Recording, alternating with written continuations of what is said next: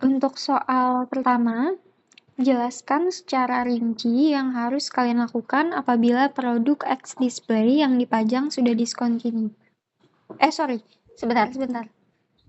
Sorry.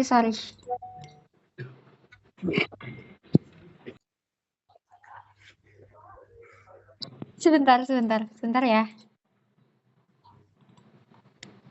Sebentar.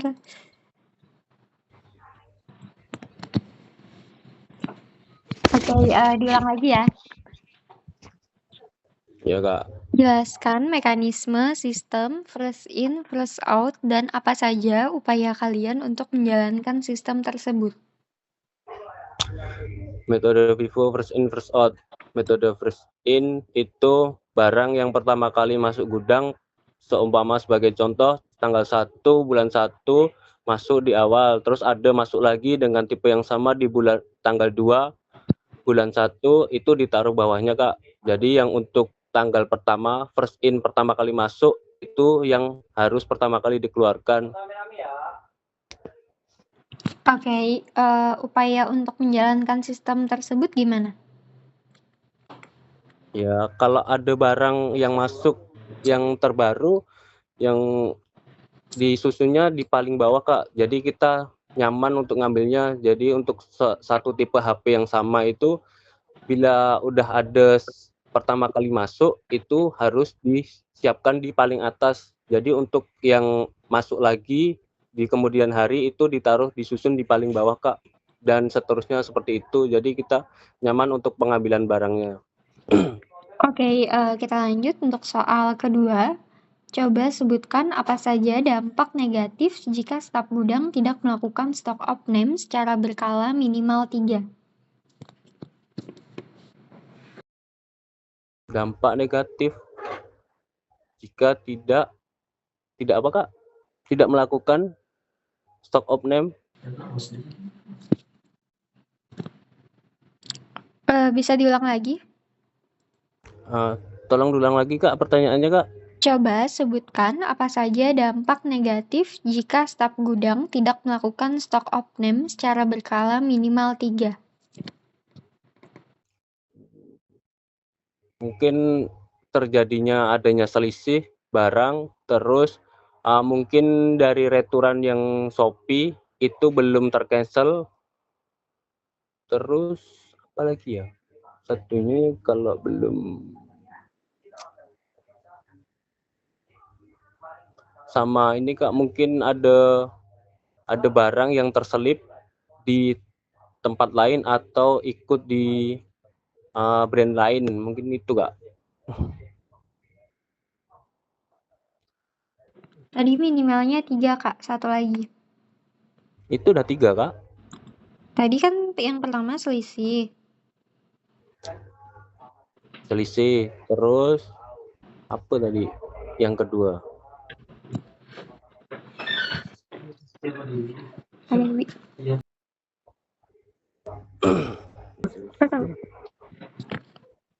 Selisih terus sama cancelan returan itu dipastikan lagi kalau udah di cancel AR itu masuk stok. Biasanya karena kemarin terjadi kendala juga, belum di cancel AR-nya, cancelan dari Shopee itu masih ada fisiknya, cuman stoknya nggak ada. Nah, itu yang perlu diperhatikan lagi. Sama penyusunan barang tuh kadang yang serinya sama tapi warnanya berbeda itu jadi satu, Kak. Oke, kita lanjut ya untuk soal ketiga.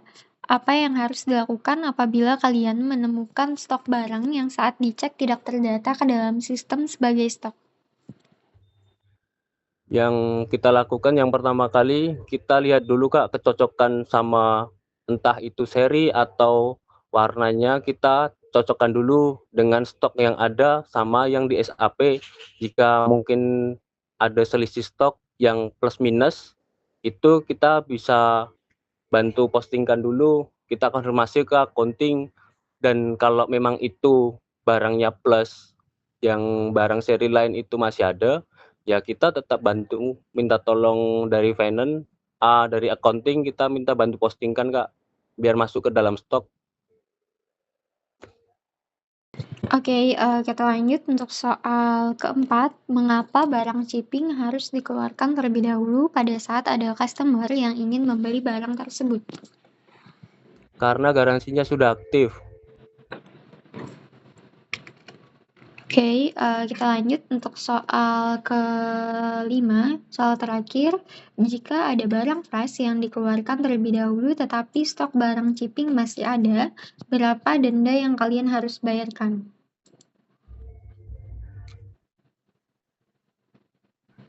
Kemarin saya dengar info tuh antara 50.000 atau 100.000 gitu, Kak.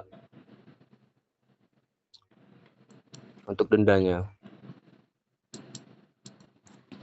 Yang benar yang mana, Kak? Jawabannya cuma ada satu. Iya, 50.000, Kak. 50.000, oke. Untuk pertanyaannya sudah selesai. Dari jawabannya tadi itu ada sedikit yang perlu dikoreksi. Untuk soal pertama tadi mengenai jelaskan mekanisme sistem first in, first out, dan apa saja upaya kalian untuk menjalankan sistem tersebut. Nah, yang untuk pipo itu merupakan barang yang pertama kali masuk untuk dikeluarkan terlebih dahulu. Upaya yang harus dijalankan untuk menjalankan sistem pipo adalah dengan memberi label tanggal masuk, pengecekan persediaan stok, atau melakukan rotasi stok secara teratur. Terus itu lanjut, tadi jawabannya betul aja sih. Untuk soal kedua, mengenai coba sebutkan apa saja dampak negatif jika staf gudang tidak melakukan stok opening secara berkala minimal 3. Yang pertama itu ketidakakuratan stok yang dapat menyebabkan kelebihan atau kekurangan barang.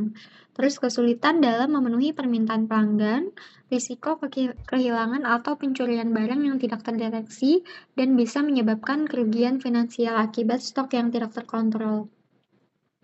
Terus lanjut Terus untuk jawaban soal saya tadi masuk ke situ enggak, Kak? Negatif enggak?